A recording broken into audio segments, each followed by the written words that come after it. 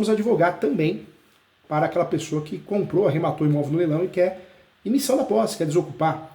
Então nós vamos fazer uma advocacia completa, para quem está perdendo imóvel, para quem arrematou e para o leilão, o leiloeiro, tá? Esse curso, ele vai ocorrer no dia 22/7, é um sábado, começa às 8h30 e vai até às 5 horas. É um curso bem completo. Então, no Moinho Velho, Ipiranga, bairro Ipiranga, perto da estação do metrô Ipiranga, linha verde, a mesma linha que a da Paulista. Então, você quer participar do curso, tem algumas vagas ainda, é presencial, tá bom? É sábado o dia todo, dia 22.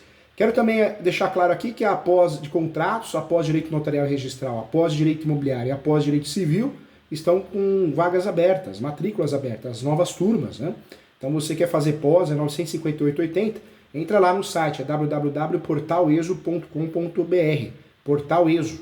O Portal ESO tem vários cursos gratuitos, focados na prática. Portal ESO, www.portaleso, Escola Superior Universitária.com.br, tá bom? Então todo mundo convidado a fazer pós, a fazer curso presencial, a pós é online, tem plantão de dúvida uma vez por mês, preço bem legal, todo mundo convidado, tá bom? Vamos lá. Quero falar com você do tema, então, permissão de uso. Quando nós falamos aqui do que tange a utilização de bens públicos por particulares, eu sempre falo nas minhas obras, né, todos os bens públicos, qualquer que seja a sua natureza, são passíveis de uso especial por particulares, desde que a utilização seja concedida, né, de fato, pela administração. E não os leve, né, a inutilização de fato ou também a destruição. Esse é o ponto importante que eu quero trazer para você. Diante disso, gente, o que eu trago para você? Dessa forma, resta assegurado ao poder público o chamado, anote aí, trespasse. Trespasse a terceiros. O que é isso, professor Júlio? Trespasses a terceiros do uso privativo do bem público, ele pode ocorrer sim através de institutos. Então, a União, o Estado, o município, pode, sim, autorizar o particular a usar um bem público. O nome disso pode ser autorização, permissão de uso e entre outros nomes também. Então, nós precisamos conhecer o direito imobiliário, na prática da advocacia, nós precisamos conhecer esse tema. Olha a querida Dora Alice aqui. Dora Alice, bom ver você aqui, viu? Grande abraço, Dora Alice, querida advogada, também competente, uma pessoa do bem. Vamos lá, juntos aqui. Quando nós falamos então de formas que o poder público pode autorizar o particular a utilizar, né, os bens públicos, nós temos diversas, nós vamos nos concentrar em relação a isso. Então vamos lá. O poder público pode sim fazer o trespasse a terceiros do uso privativo de bens públicos, através de diversos institutos. Então nós temos aqui, anote aí, primeiro caso, autorização de uso. Autorização de uso. Segundo caso, permissão de uso. Permissão de uso. Terceira situação, concessão de uso. Concessão de uso. Depois, concessão de direito real. Concessão de direito real de uso. Concessão de uso especial para fins de moradia. Então, olha só, o poder público pode sim autorizar o particulares a usarem os bens públicos, a União, Estado e município. Todos os bens públicos, qualquer que seja a sua natureza, são passíveis sim de uso especial por particulares, desde que essa utilização seja concedida de fato pela administração e também não os leve à inutilização, né, ou à destruição, tá bom? Regra, nós temos ferramentas para isso então. Então a primeira ferramenta é utilizada na prática, autorização de uso. Segunda ferramenta, permissão de uso. Terceira, concessão de uso. Quarta, concessão de uso de direito real, ou direito real de uso, tanto faz. Quinta, concessão de uso especial para fins de moradia, dentre outras também. Olha a querida doutora Aline também, muito bom. Vamos lá, vamos focar na permissão de uso, hein? Lembrando que nós estamos cuidando agora da regularização de imóveis registral, na verdade administrativa e não registral. Deixa a registral de lado, estamos focando na regularização de imóveis na esfera administrativa, ok? Vamos lá. A permissão de uso, gente, eu falo na minha obra, no meu livro, é a permissão em sentido amplo, que designa, assim, um ato administrativo unilateral, discricionário e precário, gratuito ou oneroso, pelo qual a administração pública ela faculta ao particular a execução do serviço público ou a utilização privativa do bem público. O seu objeto, gente, é a utilização privativa do bem público por particulares. Eu trago aqui também no meu livro, o livro Direito Imobiliário Administrativo, eu sempre falo que nós temos a permissão de uso conceitos diferentes. Então, um conceito que eu gosto de utilizar também, a permissão de uso é o ato administrativo negocial, discricionário e precário, pelo qual o poder público faculta ao particular a execução de serviços de interesse coletivo, ou também o uso especial de bens públicos a título gratuito ou remunerado nas condições estabelecidas pela administração. Então também é um ponto que nós temos que falar. Conceituando isso, gente, a permissão de uso ou a permissão de uso de um bem público, como o Instituto do Direito Administrativo e Direito Imobiliário, sim, sem natureza contratual, por se tratar de um ato unilateral, então não podemos dizer que é uma natureza contratual, que outorgue, né, de fato, em caráter de exclusividade, seja de forma gratuita ou onerosa, a utilização de algum bem público, esse bem público que nos interessa muito no direito imobiliário, esse bem público imóvel, né, a um particular, para que ele explore o desenvolvimento de algum trabalho naquele terreno, naquele local, ou preste algum serviço, desde que revestido de justificado interesse público.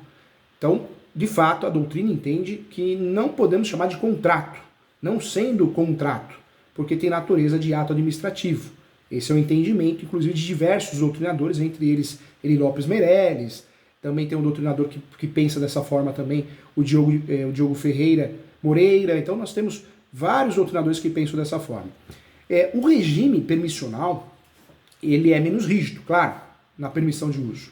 Ele tem sido caracterizado na doutrina tradicional também como vínculo produzido por simples manifestação da vontade unilateral das partes, ou da simples manifestação unilateral da administração propriamente dita, né? E através de um ato administrativo, discricionário e precário, que seria, por isso, revogável a qualquer tempo também, tá bom? Então, gente, apesar sim, podemos dizer isso, que apesar de discricionário e precário, deve, contudo, ser condicionado ao cumprimento de certos requisitos, isso porque é de ter, sim, né, como premissa, os bens públicos devem se destinar prioritariamente a subsidiar as atividades administrativas dos seus titulares como instrumentos de gestão pública. Além disso, também, para o uso privativo, é imprescindível também que a administração expresse o seu conhecimento através de título jurídico formal. Tá? Vale também dizer, é importante explicar isso, o que o Instituto, em certa medida, ele é desconhecido no direito, claro, visto que não existe regra constitucional sobre permissão de uso de bem público, mas na legislação federal, as menções aos institutos são esparsas e muitas vezes também estão somente as concessões e permissões de serviço público, né? A doutrina deixa a desejar em relação a isso. Institutos disciplinados, sim, são disciplinados na lei, e aí eu trago a lei federal, a lei 8.987 e 95, a lei que trata também da permissão de uso e dos bens diferentes, da forma diferente da permissão do uso do particular de bens públicos. Então é importante tratar sobre isso também. Quando eu falo da permissão de uso, então é muito comum no Brasil. Um prefeito, um município, através do prefeito, autoriza que fulano, ele, ela, a família, a empresa, utilize um espaço por 5 anos, 10 anos. Normalmente o contrato é de 10 anos, 15 anos, 20 anos. Nós temos a permissão de uso de forma diferente, né? Prazos diferentes, lapsos temporais diferentes. Utiliza, sim, a permissão de uso do bem público sempre que a concessão de uso não puder ser utilizada ou quando não conviver em face da sua complexidade, acaso, né, desproporcional à situação ou abrangência de uso que se pretenda transferir ao particular. A permissão de uso, gente, guarde isso, hein? Estamos falando de permissão de uso, hein? A permissão de uso é direito imobiliário, é direito administrativo. A permissão de uso é menos complexa, tá? Porque menos estável, menos duradoura que a concessão de uso, tanto quanto a de serviço e com a relação da concessão de serviços, tá? A verdade que existe, gente, subjetiva, ela é tênue, sim, porque existe uma diferença, né? Resolúvel apenas pelo critério discricionário da autoridade executiva e da maior conveniência entre permitir o uso e conceder o uso, né? São situações importantes. Eu trago para você, contudo, também, gente, que o que se ressalta sempre é que por trás, isso é verdade, né? Invariavelmente está o interesse público na outorga, né? Sempre estará o interesse público na outorga, materializado no uso que o particular fará do imóvel público cujo uso lhe seja permitido. Então, isso é fato. Vale, inclusive, gente, lembrar também, apenas por cautela, que em grande parte dos casos é usual também adotar-se a denominação concessão. Então, direito de uso, permissão de uso ou concessão de uso, também é utilizada também na prática, em hipóteses semelhantes às trazidas também em casos práticos. Aqui no escritório, recentemente, nós fizemos a validação, o parecer jurídico de várias permissões de uso de uma prefeitura, né, de um município. Então, também é importante. Da permissão de uso, gente, a sua utilização no âmbito das instituições de ensino superior, isso é muito comum. É muito comum a prefeitura, o Estado, a União fornecer a uma instituição a permissão de uso. É muito comum, isso acontece muito. Então, a permissão de uso é um mecanismo muito utilizado. Existe uma discussão sobre a necessidade de procedimento licitatório prévio, mas superadas as considerações feitas, de fato, a permissão de uso, na prática, não passa por licitação, o município, né, representado, acaba fazendo a concessão do direito de uso. Então, nós temos aí uma situação que não ocorre, de fato, uma licitação. Isso é importante explicar e deixar bem claro para não ocorrer confusão, né? Quando nós falamos aqui de situações de regularização de imóveis, então, permissão de uso, gente, nós estamos falando sobre o quê? Sobre situações onde nós estamos focando numa regularização administrativa e não registral. Regularização registral, eu estou preocupado com a matrícula. Eu estou preocupado em fazer que meu cliente tenha o registro, né? Essa é a minha preocupação. Quando eu falo na prefeitura, a regularização na prefeitura, no Estado, na União, eu estou falando de regularizações administrativas, são importantes também. Desde as regularizações ambientais até mesmo regularizações de permissão de uso, concessão de uso. É fundamental eu conhecer esse assunto para poder advogar com qualidade, de forma avançada no direito imobiliário. O direito imobiliário muitas vezes se concentra muito na matrícula, cartório. Hoje em dia é cheio de curso, né? Regularização de imóveis. Eu acho que isso está acontecendo em toda a profissão, mas as pessoas esquecem de falar um pouquinho sobre a regularização administrativa. E esse tema é importante para nós. Esse tema é um tema que a gente consegue, de fato, ajudar muitas vezes o nosso cliente. Então, nós precisamos entender o que é uma permissão de uso, quais são os alvarás, os licenciamentos, né? Então, isso é fundamental para que a gente tenha sucesso também na carreira, né, imobiliária, mas no que diz respeito à esfera administrativa, tá? Professor Júlio, licenças. Então, nós temos a permissão de uso, agora bem explicada, são ferramentas, então você já sabe, mas nós temos também a licença. Licença significa liberdade, né, permissões. Em direito, né, ou no direito, é o fato de uma informação poder ser distribuída conforme as leis regem. Então, nós temos sim diversas licenças diferentes, né, licenças da prefeitura, licenças ambientais, e isso é interessante também. Quando nós falamos de licenças, empresas, né, comércios também necessitam muito de licenças para que consigam trabalhar. Então, também é um estudo de direito administrativo vinculado ao direito imobiliário também, porque é um tema necessário. Voltando aqui em relação à permissão de uso, gente, o que eu quero trazer para você, isso é muito importante.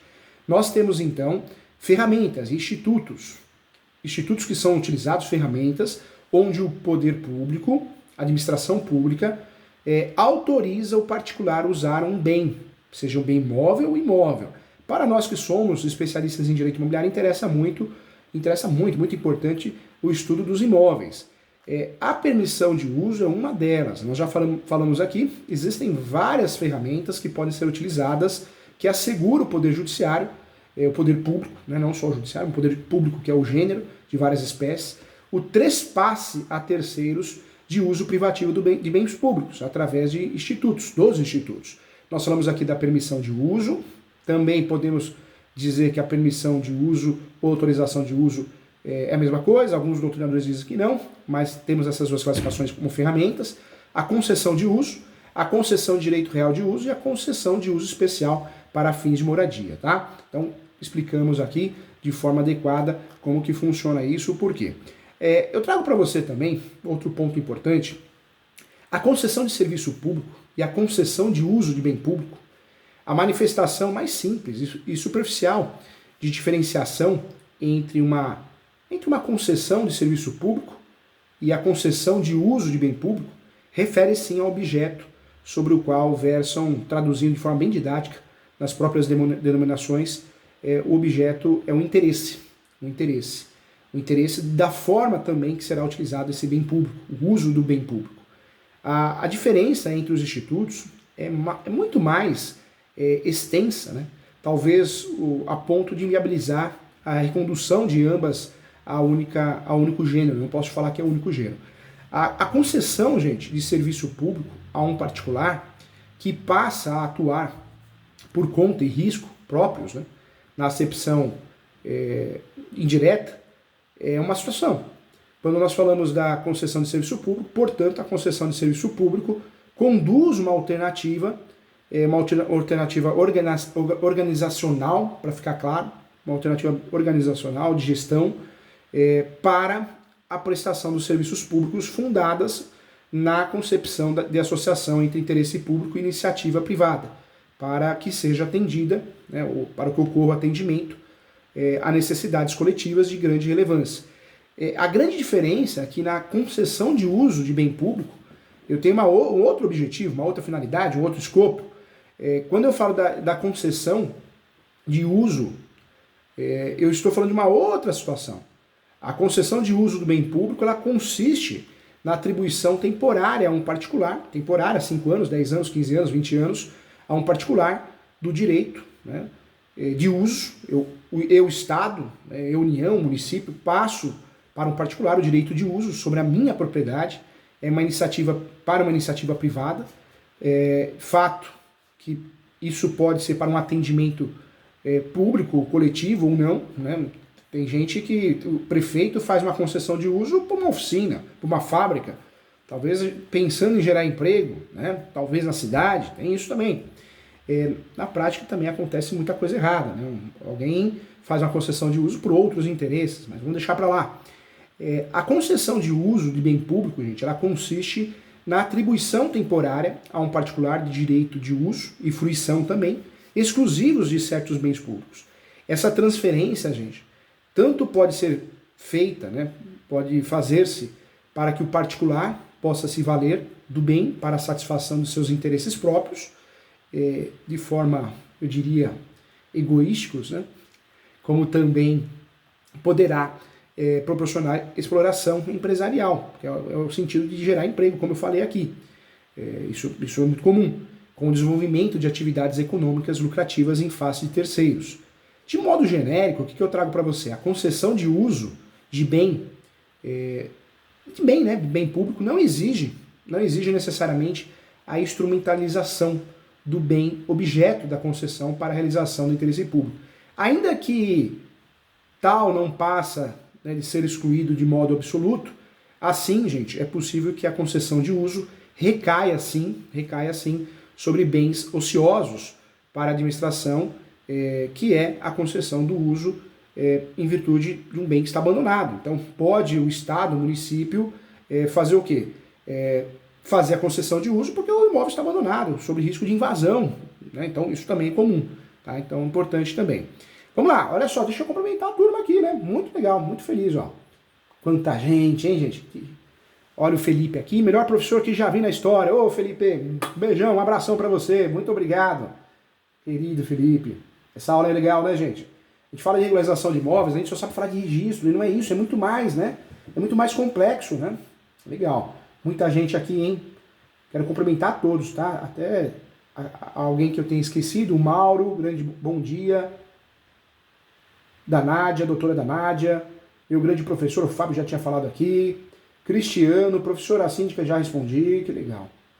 Olha a Carla, bom dia, Rogério, que é procurador, o querido Ivan Delfino, um grande amigo, Ivan Delfino, que é professor do ESO, hein?